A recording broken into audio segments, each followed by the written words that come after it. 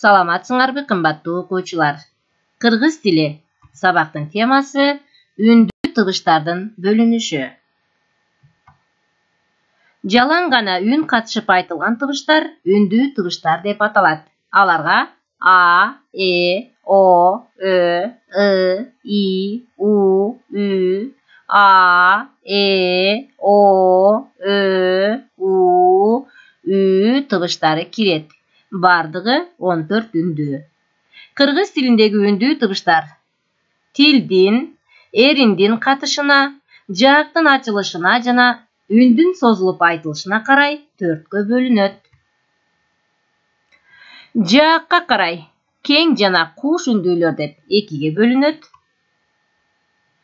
Эринге карай эриндүү жана эринсиз үндүүлөр деп 2ге бөлүнөт. Тилге карай жоон жана ички үндүүлөр деп 2ге бөлүнөт. Үнгө карай кыска жана созулма үндүүлөр деп 2ге бөлүнөт.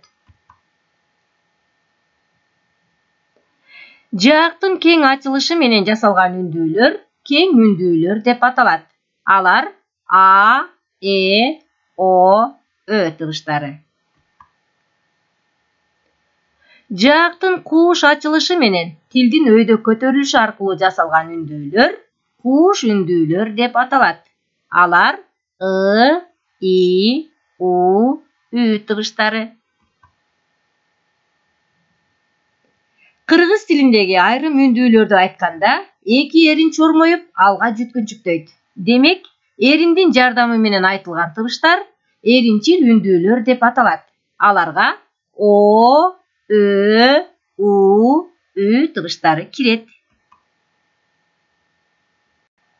Айрым үндүүлөрдү айтканда, эрин артка жыйрылып, аба эркин чыгат. Башкача айтканда, эрин катышпайт. Мындай үндүүлөр эринсиз үндүүлөр деп аталат.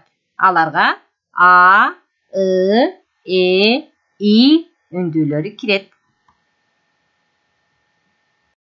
Жоон үндүүлөрдү айтканда, тилдин учу астыңкы тишке тийбей, артка карай тартылып, тилдин түбү бир аз өйдө көтөрүлөт.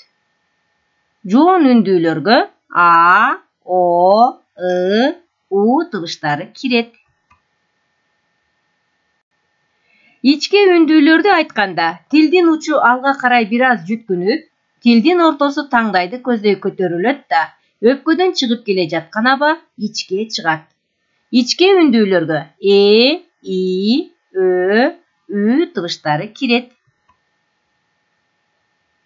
Созулуп айтылбастан кыска айтылган үндүүлөр кыска үндүүлөр деп аталат. Алар А, О, Ö, E, I, Ü, U тыбыштары. Кыска үндүүлөргө караганда созулуп айтылган, өз алдынча фонемалык касиетке ээ болгон үндүүлөр созулма үндүүлөр деп аталат.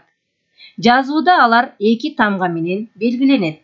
Созулма үндүүлөр А, О, Ö, U, Ü, E. 6 созулма үндүү бар. Мынакей балдар, биз үндүү тыбыштардын бөлүнүшү менен таанышып алдык.